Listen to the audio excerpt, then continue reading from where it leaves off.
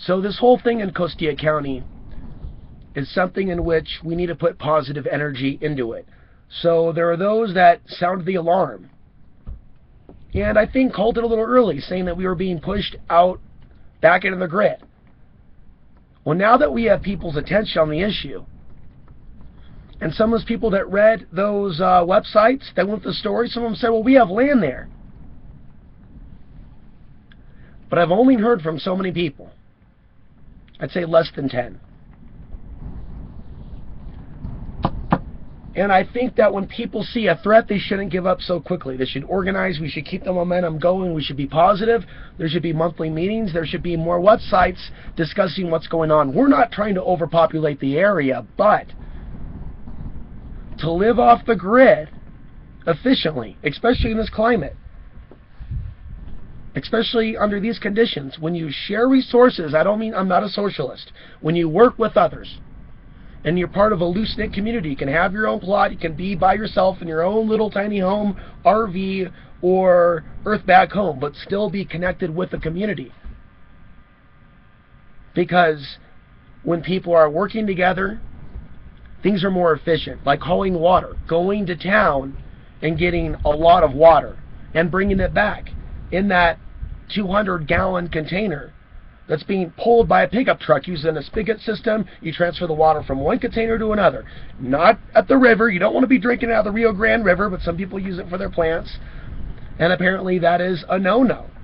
There are some that said, no, you cannot do that. And so I think it's a minority of the residents that are out here with the large pot farms. The majority of these people want to live in freedom. And that's why they want to live off the grid, because in the grid in the cities we're dealing with a police state. We're dealing with social unrest, and you know it. Now we're not going to get political in this video, but most of the people watching this channel know there's problems in the world. There's problems with some men, there's problems with some women, and thus there's a problem with a lot of people in society. I don't see a collective shift in consciousness out there. Have you read the news? Don't forget to bookmark thedailymatrix.com, where I do post some of the top stories that I consider to be the most relevant with what's going on. So people should use the web.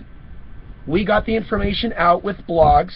How about people organizing and not just going, oh my God, here's the government trying to make off the grid illegal again.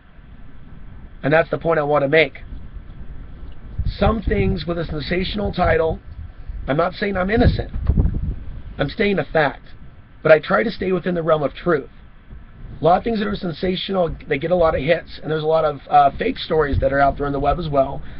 There's also a lot of people saying, oh my God, off the grid is illegal. They'll come and get you and throw you away. And there's nothing you can do about it. You know, like a drone will come and find you using a heat signature. And you know what? Our future is definitely an interesting future with the rise of robots.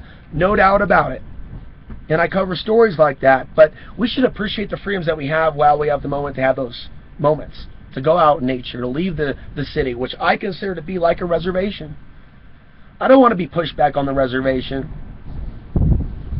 And so I'm not giving up on this area. So, you know, I would encourage people watching to throw out some ideas on how we can organize. You're not going to see it from one Facebook group. I'll tell you that right now.